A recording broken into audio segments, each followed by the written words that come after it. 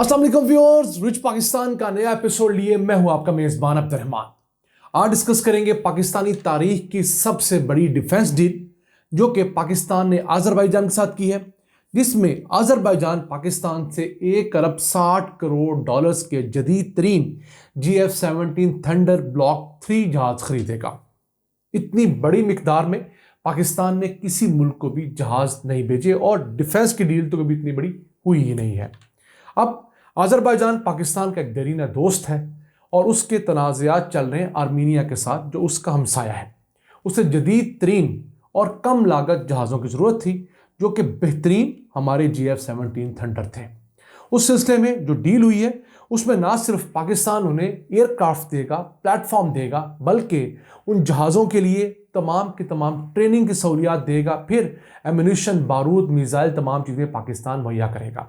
और फिर इन जहाज़ों की डील के अंदर एक और अहम चीज़ होती है कि कल को इनके स्पेयर पार्ट्स और दीगर चीज़ों के लिए ब्लैकमेल तो नहीं किया जाएगा, जिस तरह हमें गाहे बगाए अमेरिका की तरफ से ब्लैकमेलिंग का सामना रहा है। हमने उनसे F-16 तो ले लिए, लेकिन उनके स्पेयर पार्ट अक्सर अमेरिका रोक देता था। लेकिन ये जो जहाज़ है इनके लिए पाकिस्तान किसी किस्म की ब्लैकमेलिंग की ना तारीख रखता है और ना ही कभी दोबारा ब्लैकमेल करेगा। GF-17 थंडर किसी मुल्क को एक्सपोर्ट करने का ये तीसरा ऑर्डर है। सबसे पहले म्यांमार ने लिए थे GF-17 थंडर, फिर उसके बाद लिए नाइजीरिया ने, और अब ये तीसरा मुल्क है अजरबैजान जो पाकिस्तान से ये डील कर चुका है। इस मुतालिक तादाद अभी तक डिस्क्लोज नहीं हुई, लेकिन माहिरीन कहते हैं कि GF-17 थंडर के ब्लॉक 3 का जो एक त्यारा है वो तकरीबन $50 मिलियन का है। तो इस हिसाब से अजरबैजान ने तकरीबन 20 त्यारे खरीदे हैं जो कि $1 बिलियन के बनते हैं, जबकि बाकी $600 मिलियन जो है यानी $60 करोड़ वो ट्रेनिंग की मद में, एम्यूनिशन की मद में या दीगर चीज़ों की मद में एडजस्ट किया जाएगा। तो बहुत बड़ी एयरफोर्स नहीं है अजरबैजान की। इस वक्त उनकी एयरफोर्स में सिर्फ 31 लड़ाका तैयारे हैं, फाइटर जेट सिर्फ 31 हैं। तो अगर वो 20 नए तैयारे भी पाकिस्तान से खरीद लेते हैं तो उनकी एयरफोर्स तकरीबन 70% इन्हांस हो जाएगी।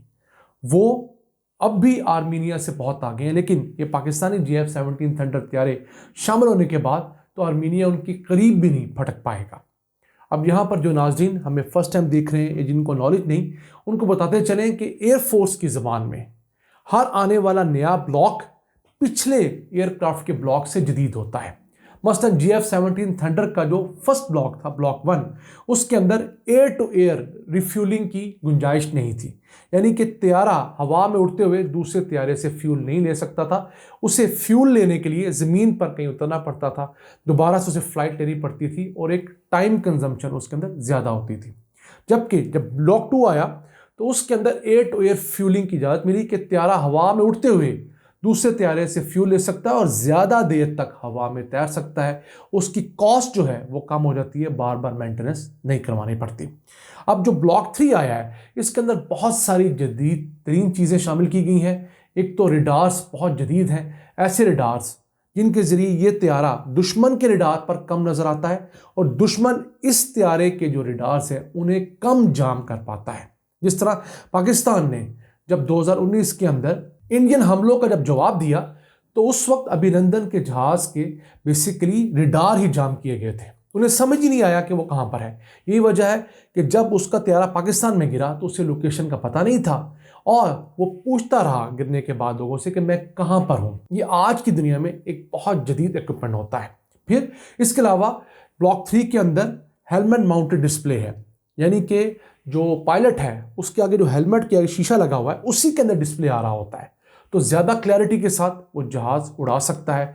इस त्यारे की लॉन्ग रेंज है, स्कैनर इसके अंदर बहुत फास्ट हैं, ये उड़ते बहुत तेज़ी से ज़मीन के ऊपर स्कैन करता जाता है, किसी किस्म के ख़तरे को भांप सकता है और रिटेलिएट जल्दी कर सकता है। और ये ऑल वेदर एयरक्राफ्ट है, हर किस्म के माहौल के अंदर, मौसम में ये उड़ सकता है, अपने कार्रवाइयाँ कर सकता है। अब अजरबैजान को ये त्यारा एक वजह से और भी चाहिए कि ये लाइट वेट है, उसके अलावा सिंगल इंजन है, यानी कि इसकी मेंटेनेंस की कॉस्ट कम है और ये मल्टी रोल पर्पस के तहत बनाया गया है। तो दुनिया भर में मुख्तलिफ त्यारे मुख्तलिफ पर्पसेस के लिए बनते हैं। अब अजरबैजान का चूँकि दुश्मन उससे ऑलरेडी कमज़ोर है और उसे बहुत महंगे तैयारों की, रफाइल जैसों की या अमेरिकी तैयारों की जो F-35 है दीगर की ज़रूरत नहीं है। पाकिस्तान भी अपने इन JF-17 थंडर के अलावा दीगर जदीद तरीन तैयारी खरीद रहा है। उसकी रीज़न क्या है? पाकिस्तान का मुकाबला जिस मुल्क के साथ है, इंडिया, वो आबादी में हमसे 6 गुना बड़ा है, मईशत में हमसे 10 गुना बड़ा है। तो उसके पास पैसे खर्च करने के लिए बहुत ज़्यादा है। वो दुनिया के 5th जनरेशन एयरक्राफ्ट लेना जा रहा है, कुछ लिए हैं, कुछ ले रहा है। तो हमारे पास JF-17 थंडर जो ब्लॉक 3 है, ये 4+ जनरेशन का तो है, लेकिन ये एज सच 5th जनरेशन के एयरक्राफ्ट नहीं है। तो हमारा मुकाबला उस दुश्मन से है जो कि हमसे ज़्यादा हर लिहाज में आगे है। उससे मुकाबला करने के लिए कुव्वत ईमानी के साथ साथ हमें जदीद तीन असले की ज़रूरत भी है।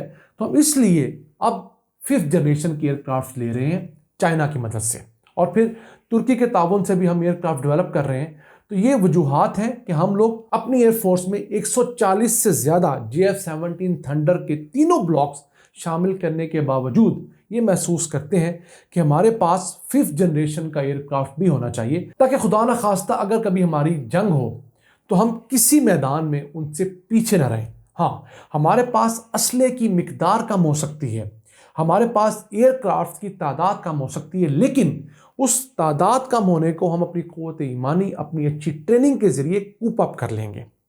तो ये हमने पहले भी किया। 1965 की जंग में भी हमने कम तैयारों के साथ फाइट किया और इंडिया का भरपूर मुकाबला किया। तो हमारे पास सिचुएशन डिफरेंट है, इसलिए मैंने समझा कि आप लोगों को क्लैरिटी देनी ज़रूरी है कि JF-17 थंडर ब्लॉक 3 के होते हुए हमने चाइना से क्यों J-10C तैयारी ली है, और उसके बाद मज़ीद जदीद तरीन तैयारी अभी हमारी पाइपलाइन में है। इसके अलावा चंद मुल्क ऐसे हैं जिनके साथ अभी भी पाकिस्तान JF-17 थंडर बेचने के लिए निगोसिएशन कर रहा है, जिनमें एक अहम मुल्क मलेशिया है। मलेशिया भी पाकिस्तान के साथ इस मुतालिक गुज़िश्ता 2-3 सालों से मुज़ाकरात कर रहा है। अब ये बड़ी डील्स होती हैं, फौरी तौर पे मैच्योर नहीं होती। अज़रबैजान के साथ पाकिस्तान गुज़िश्ता 2 सालों से ज़ायद अरसे से इस डील को मैच्योर करने की कोशिश कर रहा था, जो अब जाकर मैच्योर हुई है।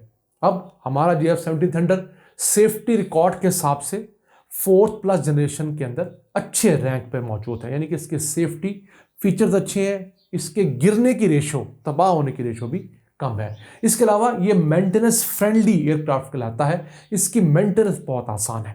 अमेरिकी तैयारे या फ्रेंच तैयारे जो होते हैं एयरक्राफ्ट, वो एक मामले में इसलिए पसंद नहीं किए जाते कि उनकी मेंटेनेंस बहुत मुश्किल होती है, और फिर मेंटेनेंस में जो मसाइल होते हैं उनके स्पेयर पार्ट्स के, तो हम आपको पहले बता चुके हैं।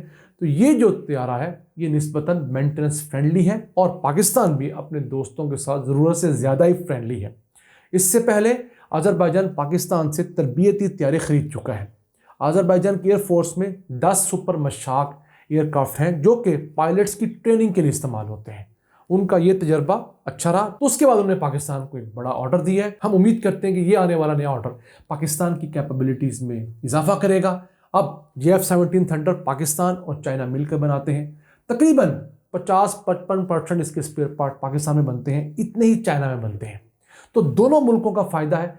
हमारा ज़्यादा फ़ायदा इसलिए है कि ये रकम शायद चाइना के लिए बहुत ना हो, लेकिन हमारे जैसे मुल्क के लिए तो एक $100 मिलियन बहुत बड़ी रकम है। ये तो फिर भी $1600 मिलियन है।